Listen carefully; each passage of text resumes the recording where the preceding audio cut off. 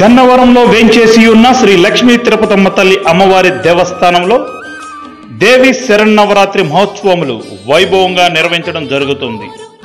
ఈ సంవత్సరంతో 25 సంవత్సరాలు పూర్తి చేసుకుని 26వ సంవత్సరంలోకి అడుగు పెట్టడం జరుగుతుంది.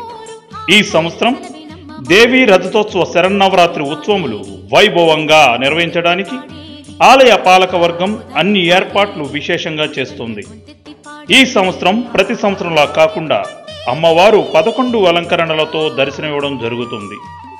ఈ సంవత్సరం అమ్మవారు 25వ తేదీన కాత్యాయని దేవిగా అవతారంలో దర్శనమివ్వడం జరుగుతుంది. కావున 50 మంది గ్రామ ప్రజలు, పరిసర గ్రామాల ప్రజలు ఈ దేవి శరన్నవరాత్రి ఉత్సవాల్లో విశేషంగా పాల్గొని తమ పూర్తి సహాయ సహకారాలు అందించి అమ్మవారి అనుగ్రహంకు పాత్రులు కావాల్సిందిగా ఆలయ పాలక వర్గం విజ్ఞప్తి చేస్తుంది.